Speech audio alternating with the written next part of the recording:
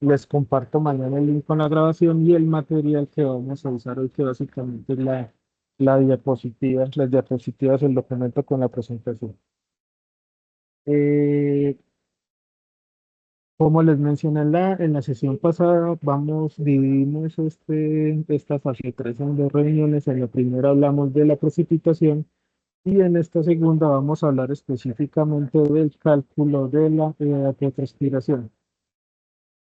Entonces, arranquemos recordando y para que nos quede en la grabación que la evapotranspiración es una palabra que combina dos términos, los cuales eh, implican el cambio de fase del agua de líquida a gaseosa.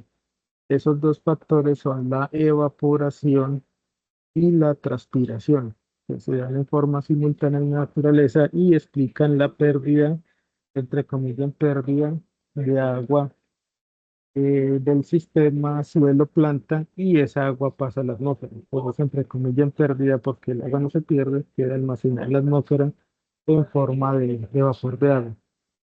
Entonces, la evaporación se da desde la superficie del suelo, es el cambio de fase directa desde la superficie del suelo, y la transpiración se da al interior de la hoja, a través de los estomas, por la fisiología de la planta. Tiene la transpiración del agua a través de la hoja, pues también tiene funciones fisiológicas que ustedes ya conocerán o ya conocieron a profundidad en el curso de fisiología vegetal, que no vamos a profundizar acá porque se nos alarga el espacio, pero tiene una connotación fisiológica muy importante, entre ellas la nutrición y la regulación térmica de la planta para evitar que al estar expuestas las hojas al calor, al sol directo durante el día, pues tengan problemas de sobrecalentamiento. Entonces, en cierta forma, ayuda a refrigerar o enfriar la hoja. Esta agua, como les digo, parte del suelo, el suelo la almacena y la entrega a la planta para que la mueva por sus heces vasculares hasta la hoja, la transpire o se evapora directamente de la superficie. Entonces, evapotranspiración sucede sí, solo si el suelo cuenta con agua para que la planta pueda tomar. Si el suelo está seco, pues la evapotranspiración tendrá valores mínimos o incluso puede detenerse en función de la especie que estemos analizando puntualmente en términos agrícolas. Esto de la mano, este curso se articula con el de riegos y drenajes, sabiendo que es evapotranspiración y sabiendo para qué la planta mueve agua a través de ella desde lo fisiológico, pues podemos programar los riegos, que es la aplicación artificial de agua al suelo, y digo artificial porque la natural sería la lluvia, la aplicación artificial de agua al suelo de tal forma que el suelo, tenga agua almacenada para permitir la evapotranspiración. Eh, Cuando hablamos de evapotranspiración, normalmente tenemos dos conceptos: la potencial, que es la máxima posible en función del clima específico de una zona determinada, con el suelo totalmente lleno de agua. El suelo almacena el agua, entonces digamos que con su capacidad de almacenamiento completa y con cobertura vegetal completa, o sea, totalmente cubierto. Ese es el máximo posible que podríamos tener en un momento determinado.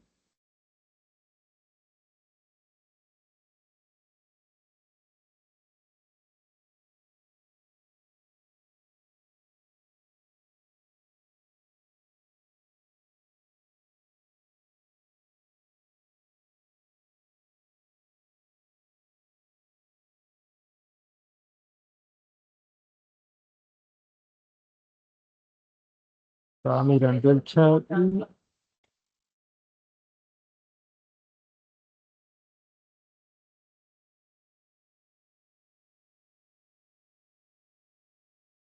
listo, están viendo la presentación, me confirman que por atrás del chat. Alguno me escribió que no veía la presentación.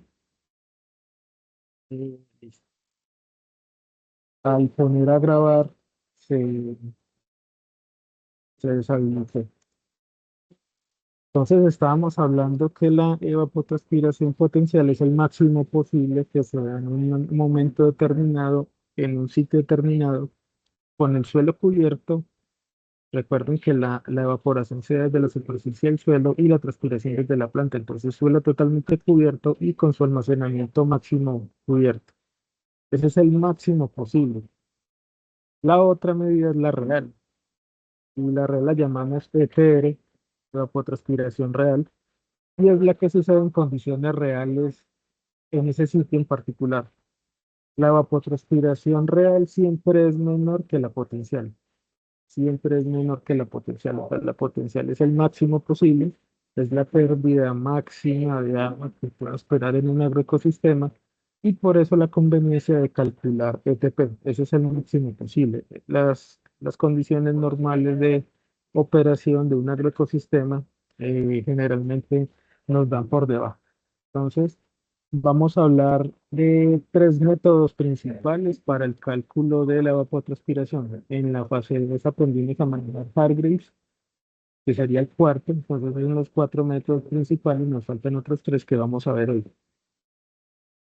Para condiciones tropicales, el mejor método para calcular evapotranspiración es este, el de Penman-Monteil. Por eso va de primero. Es el método más completo para condiciones tropicales y el que más se acerca a la realidad, y entre comillas en realidad, porque igualmente es una estimación basada en parámetros que se han ajustado lo más posible, pero que en ningún momento pues, nos van a dar el valor exacto real, pero sí es muy aproximado. Es el mejor con que se cuenta en este momento. Mm, otro Otra situación que es histórica y que quiero contarles y que aplica para todos los cuatro métodos, inclusive Harvard, que no lo explicaremos hoy porque ya lo trabajamos, es que todos estos métodos surgieron luego de la Segunda Guerra Mundial. La Guerra Mundial fue del 39 al 44 del siglo pasado, 1939 a 1944. Entonces estos métodos generalmente se hicieron del 46 al 48, 49. Em, la mayoría fueron diseñados en Europa, que es una zona no tropical, ellos son subtropicales, entonces primer criterio de ajuste que se debe realizar.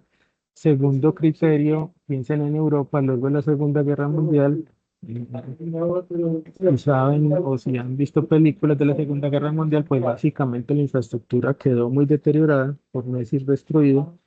Depende mucho de los países, pero en general sí muy afectada.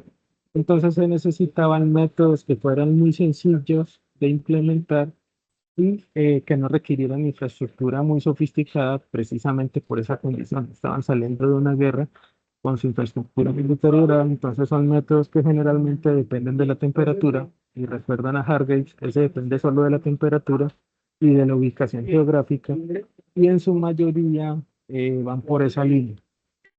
Entonces, este método de Penman-Monteil se ajustó para condiciones tropicales. Es uno de los métodos, como les digo, más precisos en este momento para el cálculo de la evapotranspiración. Se diseñó por Penman en el 48, está en el rango que les mencionaba anteriormente. Fue de los primeros que se ajustó a condiciones tropicales porque este fue diseñado en Inglaterra. Inglaterra en esa época tenía una colonia tropical muy importante que es la India. La India fue una colonia británica hasta inicios hasta mediados del siglo pasado.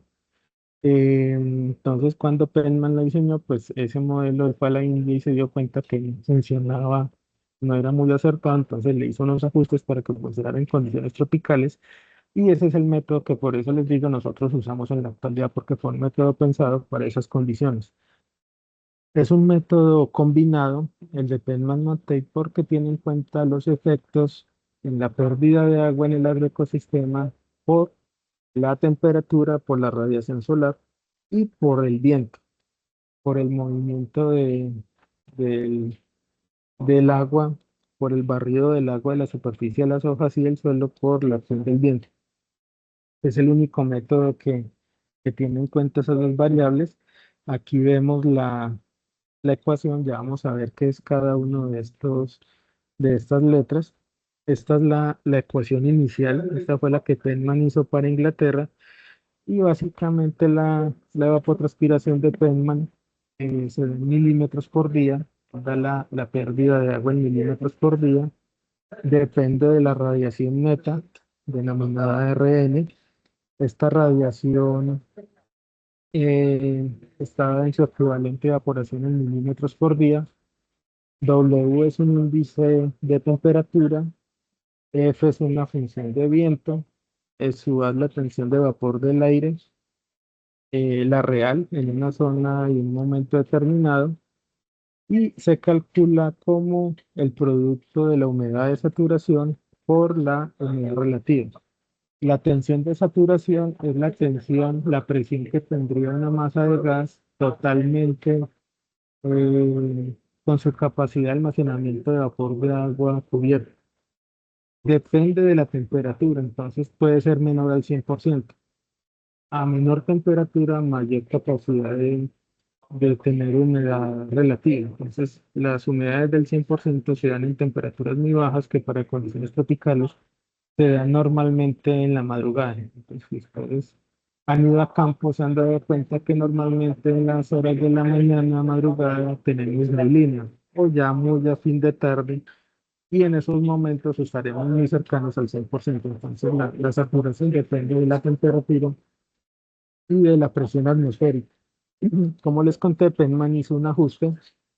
La ecuación que vimos ahorita es la original, pero el ajuste para tropical es este. Se ve un poco más grande, pero en general es una ecuación bastante sencilla. Vamos a ver qué es cada uno de los elementos. Esta ecuación configurada para condiciones tropicales nos da la evapotranspiración potencial, o sea, el máximo posible en milímetros por día. A su vez se sigue siendo la tensión de vapor de saturación, o sea, el máximo posible de vapor que puede almacenar una masa de aire en un momento determinado. Eso depende de la temperatura. Eso es la tensión de vapor real, o sea, con la humedad real, y se calcula como la tensión de saturación por la humedad relativa en decimal. Recuerda que la tensión de vapor real siempre es menor que la de saturación. La de saturación corresponde al máximo posible a una temperatura dada. Perdón. D sub 2 es la velocidad del viento a 2 metros de altura y es la que nos entrega la estación meteorológica. Algunos no lo miden. Ahorita vamos a hacer un ejercicio y les voy a mostrar cómo se procede en esos casos que la estación no mide esta variable. Es la temperatura del aire. Las estaciones siempre la miden a 2 metros de altura, está estandarizado. Los termómetros de máxima, de mínima, de bulbo seco y bulbo húmedo están ubicados a 2 metros de altura. Este sí nos lo da la mayoría de las estaciones. Los otros dos índices son termodinámicos, son constantes para el agua y nos explican qué tanto calor le debemos entregar a un líquido, en este caso agua, para que cambie de fase. Entonces, en el caso del agua, el calor inicial es el calor específico para llevarla de temperatura ambiente a 100 grados que el agua empieza a cambiar de fase. Y el calor de vaporización es el calor extra que se le debe dar a las moléculas de agua para que salten de estado líquido a gaseoso. Sí, es el calor específico es para elevar la temperatura y el de vaporización para que cambie fase. Son constantes para el agua, y lo vamos a ver ahorita. Y PSU es la presión atmosférica en un sitio determinado que en general depende de la altura sobre el nivel del mar. Casi siempre esa es la variable que más afecta la presión atmosférica. Tenemos la radiación neta, también la estación meteorológica la mide generalmente es que tanta potencia lumínica recibe una superficie. Y en este caso estamos trabajando con el sistema internacional, megajoule por metro cuadrado día en cuanto a la potencia, pero también ustedes pueden encontrar la ecuación de Feynman y todas las demás por ser de origen europeo, que son hechas en Inglaterra, se consiguen en unidades inglesas para que tengan esa precaución. Trabajemos siempre con la de el sistema internacional que para nosotros es el metro. ¿Qué es el flujo de calor en el suelo y explica qué tanta energía absorbe el suelo? Esto está dado por el valor de R, que es el albedo, ya vamos a ver qué es el albedo, N, que es el número de días de hora terben de iluminación al día que la estación entrega como brillo solar, y D mayúscula, que es el máximo posible de horas luz para una región en particular. Em, el albedo nos da qué tanta energía absorbe una superficie de la que recibe. La variable que más afecta esto es el color. Entonces, cuando tenemos superficies claras que nuestro ojo lo percibe como claro, generalmente quiere decir que absorbe poca de la energía que recibe. Nuestro ojo, como sistema de percepción de la luz, evolucionó midiendo las longitudes de onda que rebotan de una superficie. Entonces, cuando yo percibo una superficie clara y el extremo sería un blanco, cuando yo veo algo muy blanco es porque refleja la mayoría de las longitudes de onda. Entonces, cuando se suman esas longitudes de onda en mi ojo, yo lo veo claro.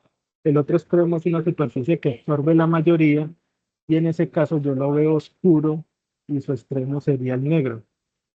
Es una superficie de color oscuro negro, se ve así porque refleja muy pocas longitudes de onda y por eso mi ojo lo percibe como oscuro, porque refleja poca superficie. Entonces, entre las dos, se calentará más fácilmente una superficie oscura que una clara, expuesta a la misma radiación del sol. Ustedes lo han percibido con la moto, la silla de la moto, la silla de un carro que queda expuesta al sol, se calienta mucho más una silla clara que una silla oscura, perdón, que una clara. Y nuestros suelos agrícolas, ustedes saben que sí tienden a ser por la materia orgánica que acumulan de color oscuro, negro o las variaciones de marrón, rojos en función de la conformación, pero en general suelen ser oscuros, entonces tienden a almacenar buena energía. En ese el número de las luz día, ya les comentaba, en la estación encontramos como el brillo solar y es el máximo posible de horas de luz por día. Depende de la latitud, o sea, qué tan cerca estamos del Ecuador, que es el centro del planeta. En general, para la zona tropical, nosotros estamos muy cerca a las 12 horas, 12 horas de iluminación de luz y 12 horas de oscuridad. A medida que nos alejamos del Ecuador hacia el norte o hacia el sur, este valor va a ser más de oscuridad, 8, 7, 9 horas de luz y el resto de oscuridad para ajustar las 24. Entonces, normalmente el máximo posible está por los lados de 12, 12 luz, 12 oscuridad. Lo vamos a ver ahorita. Vamos a ir viendo cómo calculamos cada una de las variables. La tensión de saturación está tabulada. Como les decía, depende de la temperatura. Entonces, las tablas normalmente son de este tipo. A la izquierda me da la unidad. En este caso es una tabla que me da valores de saturación desde menos 10 grados centígrados hasta 25 grados en la unidad. Y la fila superior me da el decimal. Es entre menos 10,0 y 25,9. Entonces yo busco en función de la temperatura del mes. Si es 24,7, me paro sobre el 24 y me muevo el decimal hasta el punto 7 y será 31,2. Esta en particular me da las unidades en milibares y yo las necesito en kilopascales. Entonces, aquí está el factor de conversión, un milibar son 100 pascales y de ahí lo paso a kilopascales. Entonces, para efectos prácticos, si yo uso esta tabla para pasarla a kilopascales, divido entre 10. El valor que me da aquí, o sea que para el 24,7 mi valor de saturación sería 3,102. Yo les voy a compartir mañana con los documentos una tabla de saturación que ya son kilopascales para que no haya que hacer conversión, al menos en esta variable. La potencia lumínica, cuando la estación no la mide, la tomamos de este mapa. Olivia ya construyó un mapa de insolación en Colombia, entonces en forma de colores, pues tenemos la radiación, y esto es producto de todas las estaciones que están en el país. Se construyó este mapa de radiación. La mayoría de Colombia está en verde, o sea que en la mayoría del país, que es lo que vemos en verde, recibe entre 350 y 400 calorías por centímetro cuadrado por día. Las zonas que más reciben potencia lumínica están en La Guajira, y algunos puntos, que es lo que está en rojo, creo que lo perciben como rojo también, que básicamente es la zona norte de La Guajira, y algunos puntos sobre el valle del río Magdalena muy pequeñitos, pero con gran extensión en La Guajira, que están entre 500 y 550 calorías por centímetro cuadrado día. La ecuación de Feynman, esas unidades son inglesas. Para convertirlo en unidades métricas del sistema internacional, multiplico el valor que me da el mapa por 0.04184, y eso me lo convierte a megajoules por metro cuadrado por día. Si la estación no me da la velocidad del viento, igual tenemos el mapa de velocidad del viento. Aquí está, yo les comparto la presentación para que tengan el mapa. Igual yo conozco la ubicación geográfica de la estación, la busco aproximadamente en el mapa, determino en qué franja de color estoy, y en la leyenda pues me dice cuál será la velocidad del viento promedio. Este se construye igualmente con las mediciones de las estaciones. Nuevamente, las zonas con mayor velocidad del viento están en La Guajira, en la zona norte de La Guajira, en el Golfo de Urabá, y algunos en el Pacífico, unos puntos rojos muy pequeñitos. La mayoría del país está por los lados del azul, de los azules, que son las velocidades muy bajas. Entonces, digamos que en general el país, por su conformación geográfica con tres cordilleras, pues tiene zonas relativamente de baja velocidad del viento. Las horas de luz, que sería el brillo solar, eso sí me lo da la estación, pero en caso que por algún motivo la estación que yo haya seleccionado no tenga medición de brillo solar, de igual forma tenemos un mapa que me da las horas luz. En este caso, estas son horas luz año. Para Penman yo necesito horas día. Entonces el valor que me da el mapa lo divido entre 365 días que tiene un año, y eso me da horas día. Continuamos con la tendencia. Las zonas que más insolación tienen en el país están sobre la Guajira, la costa Caribe, que son los colores rojos, naranja, amarillos. El resto del país están los verdes, verde oscuro, verde claro, que son los valores intermedios. Y la costa pacífica está con colores azules, que son los valores más bajos, y se explica por la nubosidad que predomina en estas zonas. Entonces, en general, nuestro país tiene una radiación media, y las máximas radiaciones se dan hacia la costa Caribe en general. El albedo, que es el valor de qué tanta energía almacena un cuerpo de la que recibe. En general, nosotros para los cálculos de Penman-Monte usamos la última. Aquí ven abajo, aquí ven el valor de albedo para varias superficies que encontramos comúnmente en la actividad agrícola. Hay tablas de albedo para todas las superficies, para muchas superficies: concreto, madera, vidrio, icopor, las que pues les ocurra, tejas de barro y demás. Digamos que para agrícola, que son las más comunes: agua, rocas, suelo seco, suelo húmedo, pasto. Promedio para selvas y pastos, una zona boscosa que se esté dedicando a potreros o a ganadería. Pero en general nuestras zonas agrícolas, agropecuarias, son una mezcla de pastos y cultivos. Entonces el albedo que generalmente usamos es de 0.25. Ese es el valor como de referencia para nosotros, o sea, en agronomía en este caso. Aquí vemos los valores máximos posibles de horas luz, que es la letra D mayúscula. Si observan, tenemos valores entre 0 y 10 grados latitud norte. Ahí está más del 90% de lo que es Colombia. Un poquito de Colombia está al sur, entre 0 y 5.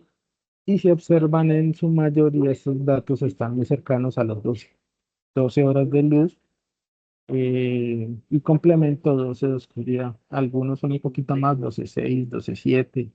pero están muy cercanos en general por ser zona tropical, muy cercana al Ecuador, al valor central que sería 12. Si observan, a medida que me muevo hacia el norte, los valores van disminuyendo, suelen disminuir. Ya no son de 12, sino que se van moviendo hacia los 11, y tanto al norte como al sur. Sucede muy similar el tema. Vamos, hasta aquí la teoría de lo que sería Penman. Vamos a hacer un ejemplo para que nos quede en la grabación de cómo calcularía eh, la evapotranspiración por Penman. Lo vamos a hacer en el Tolima, en Ambalema, perdón, un municipio que queda al norte del departamento, al lado del río Magdalena. Es una zona de bosque seco tropical. Y vamos a asumir algo muy especial. Para hacer el ejemplo, vamos a asumir que no tenemos estación. O sea que tenemos que ubicar absolutamente todos los datos. Ustedes tienen estaciones, están trabajando con 3 estaciones, entonces tienen la mayoría de los datos medidos por la estación. La recomendación es usar esos datos porque eso me aproxima mucho más al valor real. Aquí vamos a trabajar sobre promedios. Entonces, eh, aquí está la latitud de Ambalema, está entre 4 grados 47 minutos norte y 4 grados 56 minutos norte, 241 metros sobre el nivel del mar en promedio, una temperatura media anual de 25,9, la precipitación total anual 1.363 milímetros y un promedio de humedad relativa del 70%. ¿De dónde saqué esto? De revisión bibliográfica. En la página de la alcaldía de Ambalema, en Google y demás, encontramos esta información eh, para Ambalema, la promedio anual. Bueno, lo repito, ustedes tienen las estaciones, entonces vamos a usar datos de estaciones, pero para que nos quede el ejemplo, asumiremos el peor escenario, que es no tener ningún dato medido en estación. Entonces haremos todo desde revisión bibliográfica. Entonces, lo primero es calcular el valor de la tensión de vapor. Recordemos que la temperatura promedio es 25,9. Entonces, usamos la tabla que les mostré anteriormente. Lo reitero, yo mañana les comparto una tabla en la que no hay que hacer ajuste de unidades. Entonces, 25,9 me da 33,41. Les decía que para pasarla a kilopascales básicamente yo entre 10, entonces yo tendría una tensión de saturación de 3,341 kilopascales para 25,9 grados centígrados. Recuerden que depende de la temperatura. La tensión de vapor real es la tensión de saturación por la humedad relativa. La humedad relativa es el 70%, eso lo multiplico por 0,7 y eso me da 2,3387 kilopascales. Ya tengo presión de saturación y presión de vapor real para esas condiciones de Ambalema para 25,9 grados centígrados promedio de temperatura anual. La radiación neta, entonces ubiquémonos en Tolima. Ok, mi cursor Ambalema está en esta zona amarilla que tiene dos punticos naranja. Entonces, el, el amarillo arranca en 400 hasta 450 y el naranja de 450 a 500. Entonces yo tomé los dos, porque Ambalema tiene esos dos puntos naranjas que cubren buena parte del municipio. No tendríamos forma de decir un porcentaje de uno y de otro. Entonces, cuando el color es mezclado, como en este caso, tomamos los dos rangos. Aquí viene el primer criterio. Si yo voy a trabajar entre 400 y 500, yo debo definir un valor puntual. En mi caso, tomé siempre en todo lo que sigue de aquí en adelante el valor promedio. Ustedes pueden decidir, por ejemplo, no, el naranja es muy pequeñito, yo me voy por el valor mínimo, o sea, 400. O yo quiero calcularlo sobre el máximo, sobre 500. Yo me voy, como estoy en un rango, siempre me voy por el promedio. Lo importante es que no haya una decisión mala, pueden irse por cualquiera de las tres. Lo importante es que mantengan el criterio, o sea, si sean por el mínimo, siempre por el mínimo en todas. Si sean por el máximo, siempre por el máximo. No unas con el mínimo y otras con el máximo, porque ahí sí teníamos problemas. Entonces, ahí se nos afecta el cálculo. Yo en mi caso, siempre me voy a ir por el promedio. Entonces, entre 400 y 500, 450 calorías por centímetro cuadrado día y haciendo el ajuste de unidades me da 18.828 megajoules por metro cuadrado día. Multipliqué 450 por 0,04184. Eso me da la radiación neta en megajoules por metro cuadrado día que tiene el municipio de Ambalema. La velocidad del viento igual, tenemos ahí en Ambalema un color azul clarito, entonces entre 2,5 y 3 metros por segundo. Este mapa me da en rangos de 5 en 5. Nuevamente me fui por el valor central, entonces entre 2,5 y 3, 2,75 metros por segundo. La, el número de horas reales día están en un rango entre 1.700 y 2.500. Nuevamente el valor central, recordemos que son 2.100 horas año, yo necesito horas día. Entonces divido entre 365 y eso me da algo como 6 horas día, un poquito más de 6 horas día. Para que lo tengan presente. Es el valor real de horas luz día. Entonces, si nosotros ponemos 2.100, la ecuación me calcula, pero pues estoy haciendo algo no debido, ¿cierto? El máximo posible de horas luz día, en caso que no hubiesen H, sería 24.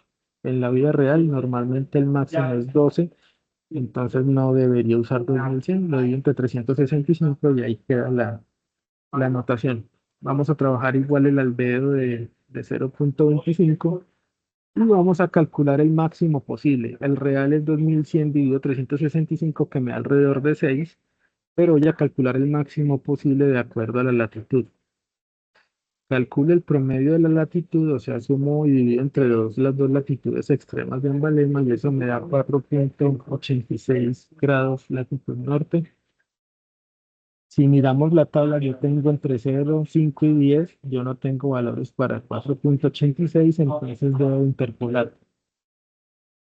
En el curso de álgebra, geometría y trigonometría aprendí interpolación lineal, pero es posible que ya no recuerde cómo se hace, entonces vamos a recordar para que nos quede en la grabación. Esta es la ecuación de la interpolación lineal. Yo necesito dos puntos conocidos, 0 y 1. En este caso, como es 4,86, voy a trabajar con los valores de 0 grados latitud norte o 0 grados de latitud y 5 latitud norte para obtener los valores para 4,86. Entonces mi punto 0 será 0 grados de latitud y mi punto 1 será 5 grados de latitud. Los valores de X en la ecuación se refieren a la latitud y los valores de Y a las horas luz día. Entonces, la- las horas luz día del punto 0, o sea, latitud 0, son 12,1. La latitud del punto que yo necesito conocer es 4,8664. La latitud del punto inicial es 0 y la latitud del punto 1 es 5. Las horas día del punto 1, o sea, 5 grados de latitud norte, son 11,9 y le resto las del punto 0, que es latitud 0, 12,1. Entonces me devuelvo. Estoy tomando 11,9 para 5 grados, 11,9 horas de luz día y 12,1 horas de luz día para 0 grados de latitud o latitud 0. Eso me da para enero, estos son los valores de enero, 11,9 horas de luz día para enero para 4,86 grados de latitud norte. Entonces en Excel hago, hago la interpolación y tengo los valores de horas luz para todos los meses. Teniendo eso, ya podemos aplicar la ecuación. Entonces, aquí tenemos una tabla que nos dice que los valores en rojo fueron calculados desde los mapas y las tablas. Entonces, tengo la tensión de saturación para todos los meses. Como tengo un valor promedio anual, pues es el mismo para el año. Ustedes que tienen temperatura promedio mes a mes, este será diferente para cada mes. La tensión de vapor real es la de saturación por la humedad relativa. Ustedes tienen promedio de humedad relativa para cada mes, entonces harán la multiplicación correspondiente.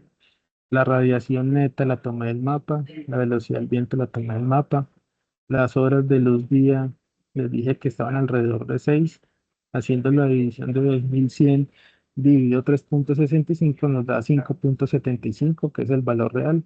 Como tengo un promedio anual, pues es igual para todos los meses. Ustedes aquí colocan brillo solar, tienen la medición. El valor de albedo sí es el mismo para todos los meses. El máximo de horas luz está dado por la latitud. Ahí está lo que acabamos de hacer, la interpolación. C sub P y L sub B son las constantes termodinámicas, esas no se modifican, eso ya está dado, son para el agua.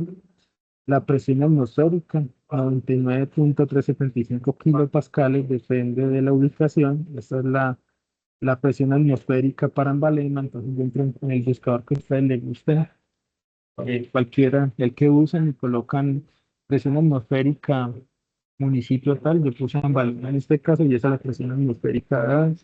Y la temperatura, ustedes tienen los valores mes a mes, varían, entonces colocan los valores reales. En la carpeta de la actividad, ustedes van a encontrar nuevamente un Excel que calcula hardware, que si ya lo tienen, van a encontrar este Penman Mosaic, van a encontrar otro que se llama Blanic Creedle y otro que se llama Torway. Entonces ya tienen los cuatro Excel, uno para cada método.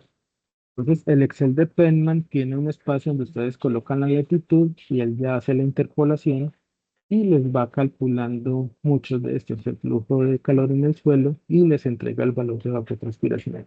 Entonces, el Excel les va a facilitar los cálculos. Lo importante es saber qué valores ingresa el Excel y por eso hice el ejercicio asumiendo que no hay ningún dato para que lo tengamos ahí presente.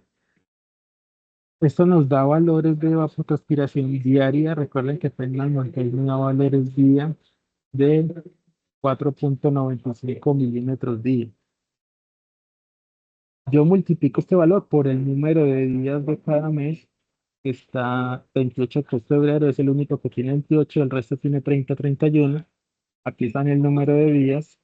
El Excel ya está configurado para que una vez que tenga el resultado les entrega la evapotranspiración mensual. Entonces tengo aquí en promedio la suma de todos los meses es de 1800 milímetros. Y aquí acabaría el cálculo de evapotranspiración por penny. Como les digo, es el más completo, es el más largo de explicar, es muy sencillo ya cuando uno le va tomando como el hilo. El segundo es el de Blaney Creedle, igual que Harvey, solo depende de la temperatura y del promedio del porcentaje de horas luz diurnas anuales. Entonces, igual que el anterior, depende de la latitud y de la temperatura. Entonces, ven que son métodos muy sencillos que con un termómetro y sabiendo dónde estoy ubicado, yo ya puedo calcular la evapotranspiración. Este método de Blaney-Creedle también me da evapotranspiración en milímetros por día y esta ecuación es internacional, o sea, métrica. Entonces, la temperatura estará en grados centígrados. Los valores de P, el porcentaje de horas mensuales, se toma en la siguiente tabla. Entonces, aquí está la tabla de latitud norte entre 0 y 35. La mayoría de Colombia está entre 0 y 10. Entonces, vuelve y juega, hago interpolación para el valor de latitud que yo necesite. Aquí están los valores entre 0 y 30 para la latitud sur. Si alguno escogió Amazonas o Leticia, alguno de esos municipios que esté hacia el sur, pues aquí tenemos la tabla de latitud sur. Entonces vamos a hacer el ejemplo. Vamos a seguir con ambaleno. Latitud de 4,86. Hicimos la interpolación, ya quedó en blanco y Creedle el cálculo y la ecuación. El Excel les hace la interpolación directamente, entonces, pero que queden en esta revisión de teoría el recorderis de cómo se hace. Entonces, blanco y Creedle básicamente coloco la temperatura. Seguimos trabajando con promedio anual, no tenemos valores de estación meteorológica 25,9. Tengo el porcentaje de horas luz y la transpiración en milímetros mes, pues ya me la entrega directamente la NucLear, y la suma anual, que sería el total anual, 1982 milímetros. Entonces, importante aquí que trabajen con los valores de temperatura mes a mes, el promedio mensual de la estación, para que tengan la variación mensual y sea el cálculo un poco más cercano a la realidad. Ese sería el segundo método, que es bastante simple. Forway también es muy simple, depende de la temperatura. Fue hecho en la de la Segunda Guerra Mundial, ya les había contado. Tiene una condición especial, y es que se hizo definiendo que la zona tiene 12 horas de luz día y los meses son de 30 días. Entonces, ese fue el primer ajuste que se le hizo al modelo. Aquí está la ecuación, depende de la temperatura, de un índice C, que es un factor de corrección por latitud, y K, que es un factor de corrección por el número de días al mes, que es la temperatura de cada mes. J, que varía entre 0 y 2, entonces la temperatura de enero con la temperatura de febrero, ¿sí? Se colocan las 12. Y el índice de calor se calcula como la sumatoria de las temperaturas dividida entre 5 elevadas a la 1.514. Ese es un índice que me ajusta la temperatura en función de la latitud, y ese índice de calor me permite calcular el índice A. El índice A es una ecuación cúbica que depende de este valor I, que es el índice de calor. K, que es el factor de ajuste, dice que no todos los días tienen 12 horas de luz día de duración, y que los días no son todos de 30, todos los meses, perdón, no son de 30 días. Entonces aquí está el ajuste. N, que es el número real de luz día, y D, que es el número de días de cada mes. Y eso me da un factor de ajuste sencillo para, en función del número real de días. El factor de corrección por latitud, aquí están los valores entre 0 y 40 norte. No les coloqué latitud sur, ese se los veo. Y comenzamos con el ajuste de corrección por latitud. Igual se interpola entre 0 y 10, en este caso la tabla está entre 0 y 10. Y aquí están los valores. El único valor que nosotros medimos o usamos externo es la temperatura. El resto es calculado internamente. El Excel les hace todos los cálculos nuevamente. Entonces, si ustedes ingresando al Excel de Torway y colocando el valor de la latitud, y importante aquí les digo, les confirmo, todos los Excel tienen una celda que está resaltada en un color, normalmente es verde. Entonces, en la celda que va en color verde colocan el valor de la latitud en decimal. Y el Excel toma ese valor y les hace todas las interpolaciones. En este caso, Torwell, que no está muy bien calibrado para condiciones tropicales, nos da una evapotranspiración de 737 milímetros al año, que es muy bajito.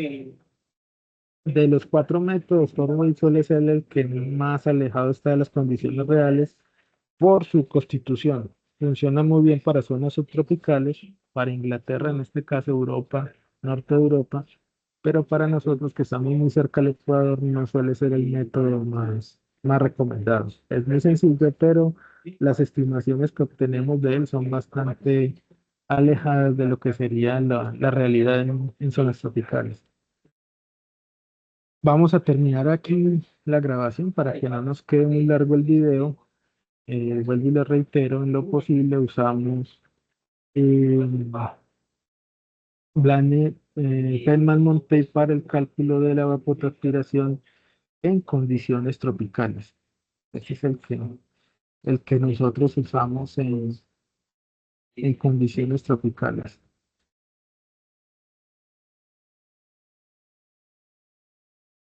Voy a venir aquí, voy a dejar la grabación hasta acá.